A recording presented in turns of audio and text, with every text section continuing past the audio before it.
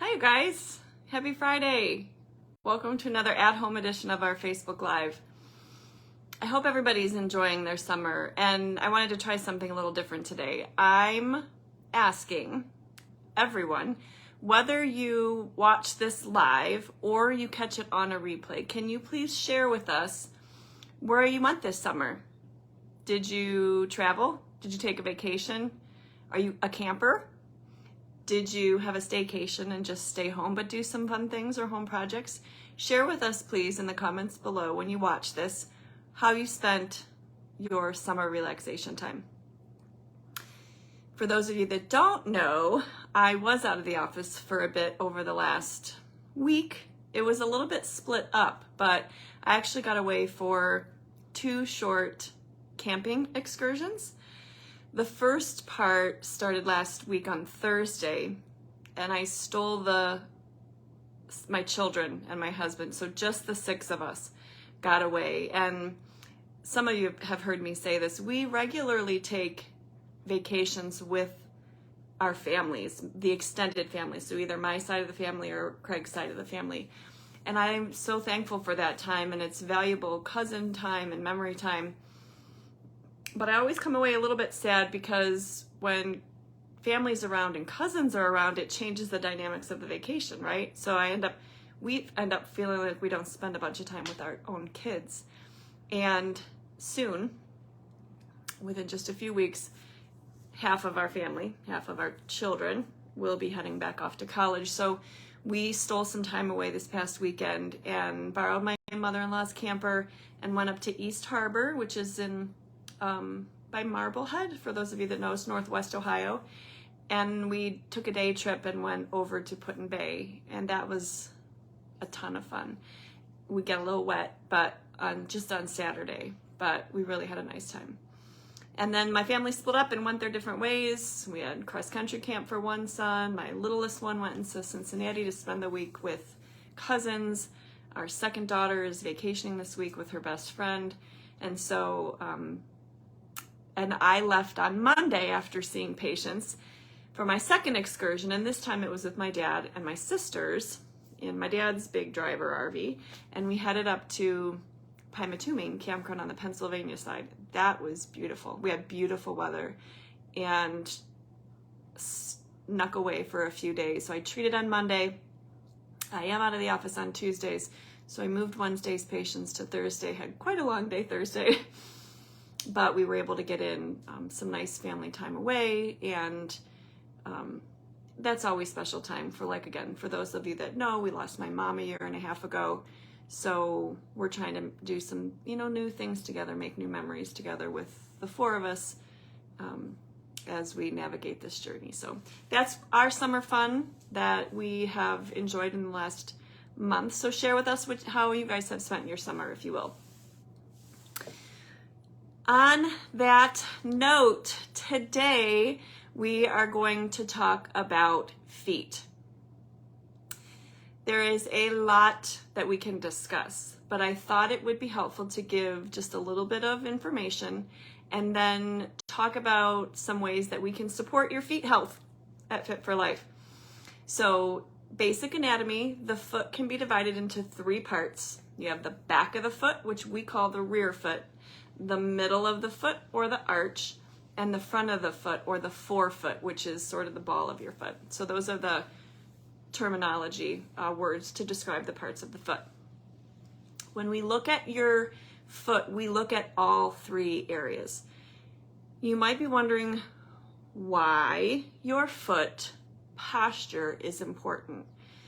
Well, the very simple answer is your foot is the first point of contact with your body to the ground, and every step you take, there are forces that extend all the way up your body from the position that foot lands in.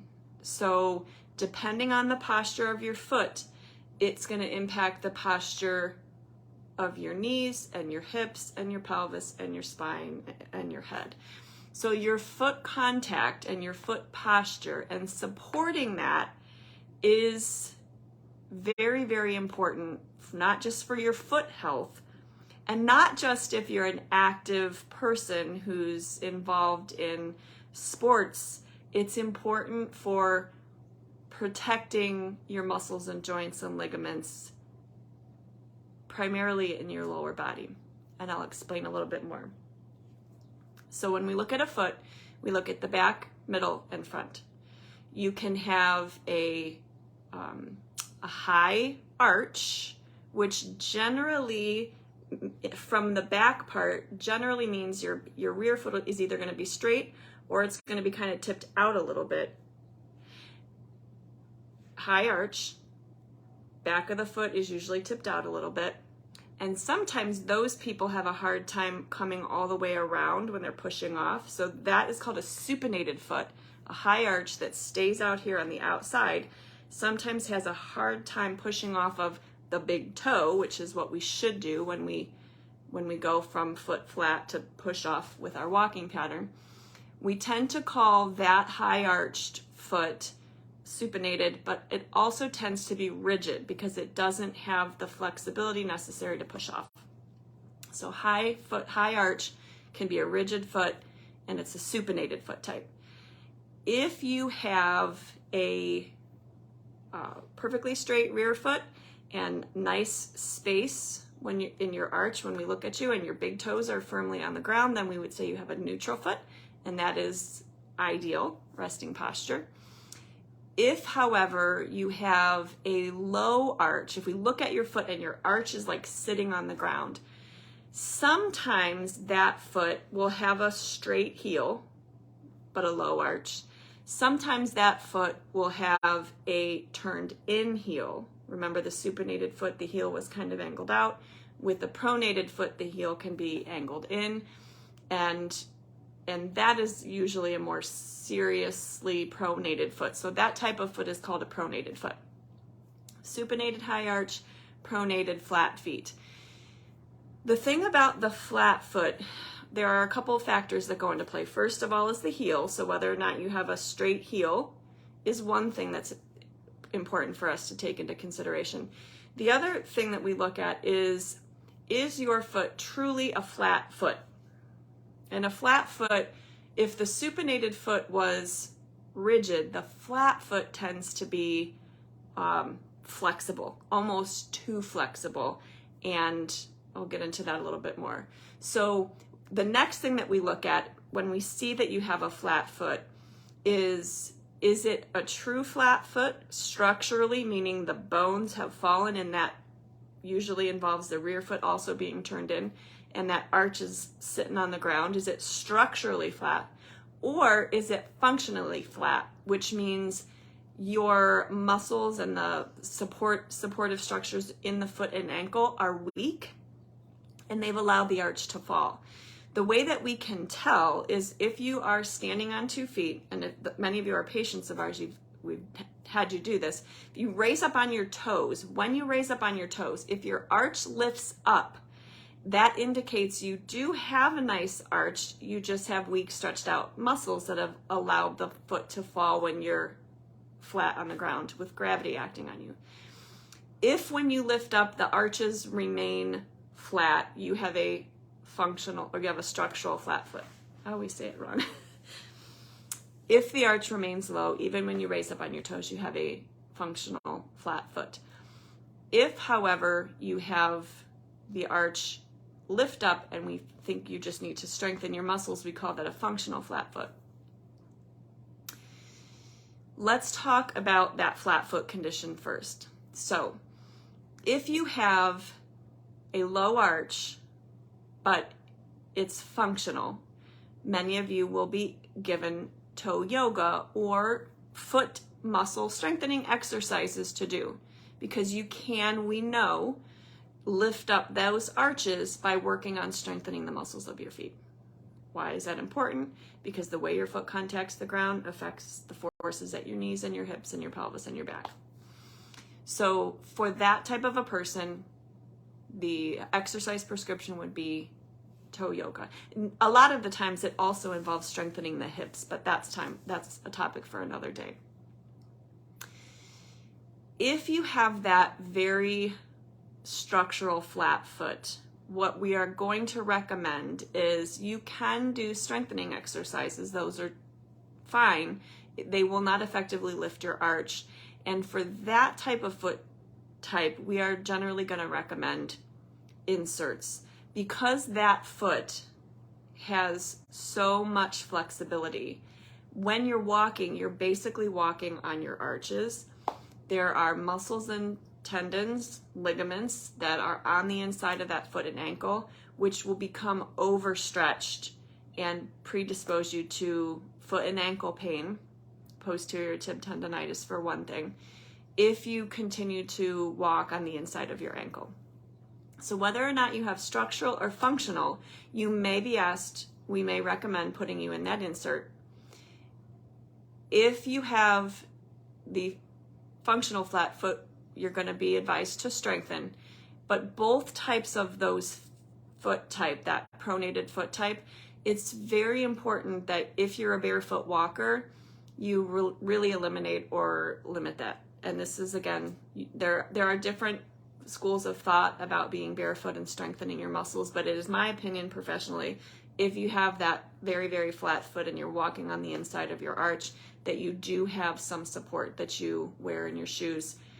Be that a running shoe or a walking shoe by itself that is in the category of motion control, which is what we call it. If you went to the shoe store and you've been told you have a flat foot, you would need a motion control shoe. Motion control shoe is going to have arch support built into it that's going to limit that pronation from happening, that overpronation. The other option you have, and something that we offer at Fit for Life, is putting a semi-custom insert in your shoe. Some patients of ours and some people have been to a foot doctor for foot and ankle pain, and they've been given custom hard inserts. That's one option too. Those usually run you a couple $100. Sometimes insurance covers it, sometimes it doesn't. They are firm plastic and they usually will last you several years. The other option that we have at Fit for Life is a product that is semi-custom, heat moldable, and we have a few different options. We have a very nice insert that we like called the Dannenberg that works very, very well for this flat foot, and it is full length, it's soft, it's very comfortable, and we heat it up and mold it specifically to your foot, so there is some customization of it. We call it semi-custom. So that is one option for our flat-footed people. This will make a big difference if and whether or not you have foot and ankle pain. Correcting the position of your foot when it contacts the ground will help reduce the risk of foot and ankle pain or injuries. It minimizes stress, tension, tone, pressure, injury, predisposition at the knee, at the hip, at the pelvic floor, and of your back. It goes all the way up. It's that important that you support that foot if you have that flat-footed posture. The other option is that supinated foot that we talked about, that one that tends to be super rigid. What that foot needs is shock absorption and cushion. So if you're active, if you're walking, running, sports player, you're going to want a shoe in the category of shock absorption cushion. It is also my professional opinion that people with that very high arch and a rigid foot, I don't like to put a hard custom insert in that foot. My husband would disagree. He wore one for a lot of years. But I think putting a rigid structure in a rigid foot is not ideal. We do have some semi-custom inserts that are possible, that are usable for patients with high arches. People do really, really well with a shock absorbing shoe. And then if you have a neutral foot, you wear what you're comfortable with. So that is my, I try to be brief, but that is my discussion about all things feet today. If you are having problems with your feet, if you're not sure what type your foot is, the lower body diagnostic that we do at the office, which is just a 30-minute session, would be ideal. It is reasonably priced, and it'll give you an idea of what your foot type looks like and whether or not this is important. And then we do make a recommendation for what type of insert or what type of shoe would be best for you to work on. So if you guys have questions about your foot type, comment below or send us a message. But we really just wanted you to know that there are options to supporting your feet. Number one, with the type of shoe that you wear, and number two, that we offer at Fit for Life, semi-custom heat moldable inserts that are at their range. They're in the range of $60, so covered by HSA, and far more affordable than a couple $100 for the hard, custom ones that you get made when you go to like the podiatrist or whatever. So, okay, that's my conversation about feet today. I hope everybody is going to have a great weekend. I can't believe it's Friday already. We are currently getting new carpeting at Fit for Life, and for those of you that have been there, we're sort of staging out the painting that is very, very exciting. So just some pretty exciting things happening at Fit for Life. Hi, Alicia. It was good to see you on here. Thanks for watching. No community event this month with all the things that are going on. We are looking forward to bringing that back in July or in August. We had our Q2 training at Furniture Warehouse just this past week, so we are very excited to continue working with that organization. And we've got our marketing material almost ready to go for other industries, people in the community. So if you or someone you know works for really any organization, teachers, orthodontists, dentists, manufacturers, industry, there's many jobs have workplace safety issues or concerns that can be addressed by prevention. So be sure to reach out. Raven is our expert on that, and we're excited to be reaching out to some industries in the near future with bringing that to them. So thankful for you guys as always. Thanks for trusting us to help keep you fit for life. Have a great weekend, and we'll see you next time.